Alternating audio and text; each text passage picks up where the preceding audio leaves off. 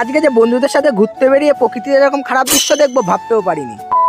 আজকে বহুদিন পর বন্ধুদের সাথে একটু ঘুরতে বেরোলাম, তার কারণ হলো আমাদের ভালোবাসার শহরে নাকি রাম মন্দির প্রতিষ্ঠিত হচ্ছে। সেই জন্যই আজকে সবাই মিলে দেখতে গেছিলাম রাম মন্দিরটা কোথায় প্রতিষ্ঠিত করা হবে। আমরা চলে এসেছিলাম সেই মঠপাড়া ভাইরাল কালো বস্ত্র। সেখানে এসে সর্বপ্রথম আমি তো একটা জিনিস দেখে অবাক হয়ে গেলাম, আর তার কারণ হলো বেশ কিছুদিন আগে এখানে কিন্তু খুব বড় দুর্ঘটনা হয়ে গেছে। সেই দুর্ঘটনার কারণে কিন্তু মানুষের জমিগুলো সব ভেঙে ভেঙে গঙ্গার মধ্যে চলে গেছে। তারপরে আমরা গঙ্গার ধার ধরে ধরে চলে আসলাম এই সাধুর আশ্রমের এখানে। আর তোমরা তো সামনে দেখতেই পাচ্ছ এই মন্দিরগুলোর নিচে কিন্তু সমাধি দেওয়া আছে। আর তোমরা ভিডিওতে যে জায়গাটা দেখতে পাচ্ছ এখানে কিন্তু 100 কোটি টাকা খরচ করে রাম মন্দির করা হবে। আর এই জায়গাটার পাশেই ছিল এরকম একটা সিঁড়ি, আর এই সিঁড়িতে নামলেই কিন্তু তোমরা পৌঁছে যাবে এরকম একটা সুন্দর জায়গায়। আর আমরা যেহেতু বিকাল বেলা এসেছিলাম সেই জন্য সানসেটটা দেখতে অনেকটাই সুন্দর লাগে। আর এখানে আসলে তোমরা হয়তো বিনা পয়সায় দীঘার ফিলিংসও পেতে পারো। আর এই গঙ্গার ধার দিয়ে কিন্তু অনেক জেলেরাই মাছ ধরে নিয়ে যাচ্ছিল। আর এই বিকাল বেলার টাইমে গঙ্গার ধারগুলোতে ইলিশ মাছগুলোই বেশি বিক্রয় করা হয়। আর আমরা যেখানেই যাচ্ছিলাম সেখানেই দেখছিলাম যে বড় ছোট মাঝারি সব সাইজের ইলিশ মাছ বিক্রি করা হচ্ছে। আর তোমাদের মধ্যে কে কে জানতে যে শান্তিপুরে রাম মন্দির প্রতিষ্ঠা করা হবে সেটা কিন্তু অবশ্যই কমেন্টে জানাও। আর ভিডিওটা ভালো লাগলে লাইক করে কিন্তু চ্যানেলটি অবশ্যই সাবস্ক্রাইব করবে।